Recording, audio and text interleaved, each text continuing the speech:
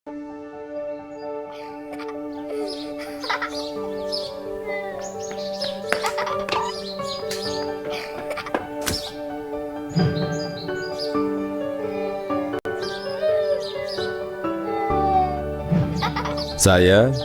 Joko Widodo.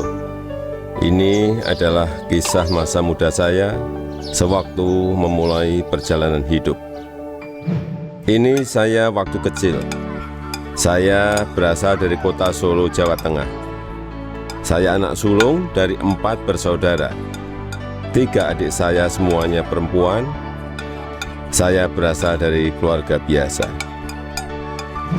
Kami berulang kali pindah rumah kontrakan, rumah sederhana yang mampu dibayar Bapak untuk tempat tinggal kami sekeluarga. Bapak berjuang untuk hidup kami dengan berjualan bambu dan kayu di pasar. Ibu sangat gigih membantu Bapak. Setelah selesai masak dan membereskan rumah, ia segera pergi ke lapak dagang Bapak untuk membantu mengikat bambu dan kayu. Mereka melakukan itu semua demi anak-anaknya untuk bisa sekolah. Mereka meyakinkan saya bahwa sekolah akan mampu mengubah hidup saya. Perjuangan dan usaha Bapak sangat menginspirasi saya. Usaha Bapak berjalan baik, dagangan makin laku, dan saya tahu Ibu mulai punya uang. Saya pun mulai nakal waktu itu. Saya sering iseng memanggil pedagang makanan apa saja yang lewat dekat rumah, tukang siomay, tukang bakso, tukang jajanan pasar. Ibu pun terpaksa membayar apapun yang saya pesan. Suatu kali saya asal manggil saja, ada tukang lewat di depan rumah. Saya pikir jual kue pasar, ternyata tukang arang. Ibu muncul sebelum saya sempat berlari. Terpaksa ibu membelinya dan langsung menyodorkan bungkusan berisi arang untuk saya makan sambil berkata, "Ayo makan, habisin ya, kamu kan yang kepengin jajan." Suatu hari kami kena gusur pemerintah daerah karena daerah rumah kami akan dibangun fasilitas kota. Kami sekeluarga terusir begitu saja tanpa ada perhatian di mana kami akan tinggal. Kejadian ini membuat kami sekeluarga sangat terpukul. Kami terpaksa menumpang di rumah paman. Keadaan yang sulit membuat kami sekeluarga gigih berjuang lebih keras. Bapak menjadi sopir angkutan umum. Setelah sekolah, saya membantu ibu berjualan di pasar meneruskan usaha Bapak. Kami sekeluarga menjalani hidup tanpa mengeluh dan saling mengalirkan energi positif. Bersama-sama kami berjuang untuk tidak lagi menumpang. Kerja keras tidak pernah sia-sia. Bapak bisa membuka bengkel usaha kayu. Setelah beberapa tahun, akhirnya uang bisa terkumpul untuk membeli rumah sederhana. Tahun 1980, akhirnya saya memutuskan untuk kuliah di jurusan Teknologi Kayu, Kehutanan UGM. Saya memilih jurusan tersebut agar saya dapat belajar lebih mendalam tentang perkayuan. Saya ingin mengikuti jejak Bapak, ingin membangun bisnis kayu Bapak menjadi besar. Ini saya gondrong waktu kuliah, dan saya suka banget dengerin musik cadas dari Nazareth, Queen, Metallica, Judas Priest, Guns N' Roses. Saya juga hobi banget naik gunung. Gunung Lawu, Gunung Merapi, Gunung Merbabu, Gunung Kerinci, sudah saya daki. Menginjak masa penulisan skripsi di tingkat akhir kuliah, saya sudah agak kalem. Akan menginjak dunia kerja, saya memutuskan untuk lebih serius. Saya bertemu dengan gadis bernama Iriana. Dia teman adik saya yang sering main ke rumah. Pertama curi-curi pandang, lama-lama jadi jatuh cinta. Iriana orangnya sederhana, dan itu yang saya suka.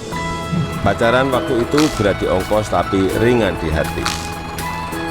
Saya naik bus penuh sesak, bolak-balik Jogja Solo demi bertemu Iriana.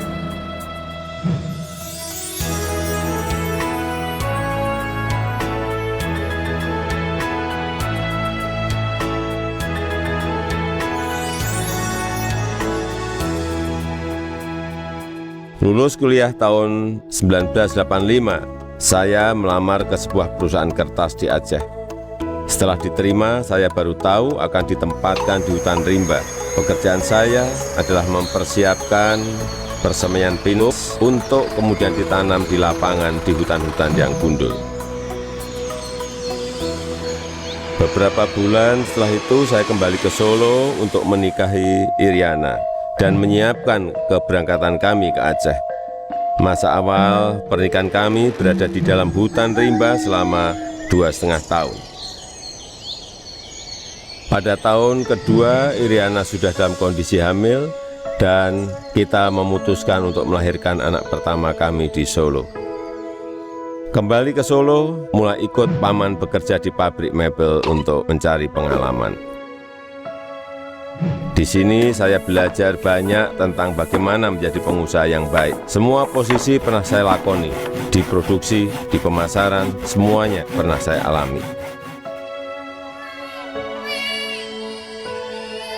Tahun 1987, anak pertama saya lahir, Gibran Rakabuming. Gibran itu singkatan dari gigih dan berani. Saya ingin putra pertama saya punya semangat hidup seperti namanya. Lahirnya Gibran juga memicu saya untuk mendirikan perusahaan pertama saya yang bergerak di bisnis mebel dengan nama CV Rakabu.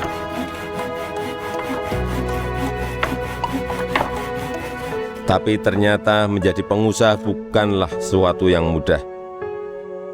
Saya pernah habis ditipu. Barang sudah dikirim tapi tidak dibayar. Lalu orangnya menghilang. Kalau kita jatuh ya harus bangkit lagi. Tidak lama setelah itu saya mendapatkan pinjaman modal usaha. Dengan semangat untuk bangkit dan berkembang, saya bergerak cepat untuk mencari pesanan sampai luar negeri dengan cara ikut pameran-pameran mebel. Hasil usaha saya mulai terlihat, kantor tidak pernah sepi dari kunjungan pembeli. Di sini saya bertemu dengan pembeli dari Prancis bernama Bernard Jean. Dia yang memberi sebutan Jokowi untuk saya, untuk membedakan Joko Widodo dengan Joko-Joko lainnya yang banyak beliau kenal. Sejak saat itu, orang-orang lingkungan pengusaha mebel mulai memanggil saya Jokowi. 2 anak saya lahir setelah keadaan ekonomi keluarga membaik. Kahiyang Ayu dan Kaisang Pangarep. Saya ingin anak-anak saya mengenal sekolah kehidupan yang dilandasi perjuangan untuk mandiri, supaya mereka semua mampu membangun kehidupan yang kukuh. Keluarga adalah sumber kekuatan terbesar bagi saya. Saya yakin yang saya alami waktu muda sedang kalian alami sekarang. Tidak ada Jokowi hari ini jika tidak ada sejarah susah hidup saya. Teruslah berjuang mewujudkan mimpi-mimpi kalian. Mari kita terus bangun Indonesia maju.